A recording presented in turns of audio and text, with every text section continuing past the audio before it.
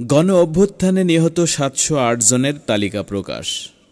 বৈষম্য বিরোধী ছাত্র আন্দোলন ঘিরে ছাত্র জনতার অভ্যুত্থানে নিহতদের নামের তালিকা প্রকাশ করেছে স্বাস্থ্য মন্ত্রণালয়। তালিকায় প্রাথমিকভাবে ৭০৮ জনের নাম প্রকাশ করা হয়েছে। পরবর্তীতে আরও বাড়তে পারে বলে জানানো হয়েছে মন্ত্রণালয় থেকে।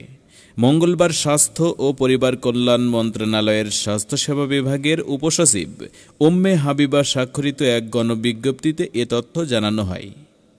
গণবিজ্ঞপ্তিতে বলা হয়, জুলাই আগস্টে সংঘটিত বৈষম্য বিরোধী ছাত্র আন্দোলনে বিভিন্ন সরকারি বেসরকারি হাসপাতাল ও জেলা পর্যায় থেকে সংগৃহীত ছাত্র জনতার অভ্যুত্থানে শহীদদের নামের খসড়া তালিকা স্বাস্থ্য ও পরিবার কল্যাণ মন্ত্রণালয়ের স্বাস্থ্যসেবা বিভাগের ওয়েবসাইট এবং স্বাস্থ্য অধিদপ্তরের ওয়েবসাইটে প্রকাশ করা হয়েছে।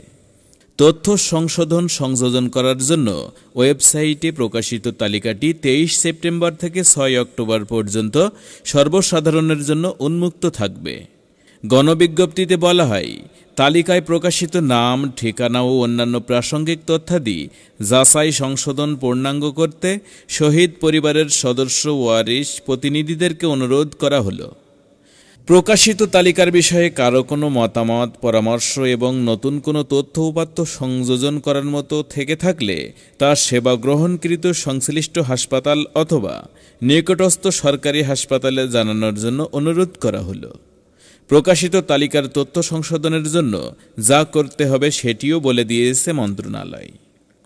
শহীদ পরিবারের সদস্য ওয়ারিশ প্রতিনিধিদেরকে জাতীয় পরিচয়পত্র এনআইডি, জন্ম নিবন্ধন ও মোবাইল নম্বর দিয়ে রেজিস্ট্রেশন করতে হবে।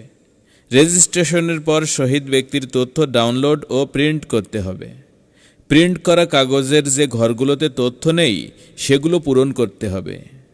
পূরণকৃত তথ্য নিয়ে সেবা গ্রহণকৃত সংশ্লিষ্ট হাসপাতাল অথবা নিকটস্থ সরকারি হাসপাতালে গেলে সংশ্লিষ্ট প্রতিষ্ঠান তথ্য সংশোধনে সহায়তা করবে।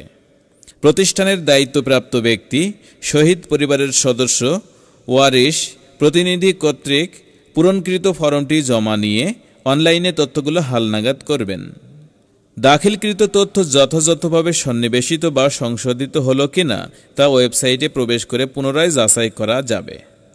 গণবিজ্ঞপ্তিতে আরও বলা হয়, বৈষম্য বিরোধী ছাত্র আন্দোলনের শহীদদের মধ্যে যদি কারোর নাম এই তালিকায় অন্তর্ভুক্ত না হয়ে থাকে তাহলে শহীদ পরিবারের সদস্য ওয়ারিশ প্রতিনিধিদেরকে উপযুক্ত প্রমাণসহ সংশ্লিষ্ট জেলা প্রশাসক, সিভিল সার্জন, উপজেলা নির্বাহী অফিসার, উপজেলার স্বাস্থ্য ও পরিবার পরিকল্পনা কর্মকর্তার সঙ্গে যোগাযোগ করতে অনুরোধ করা হলো।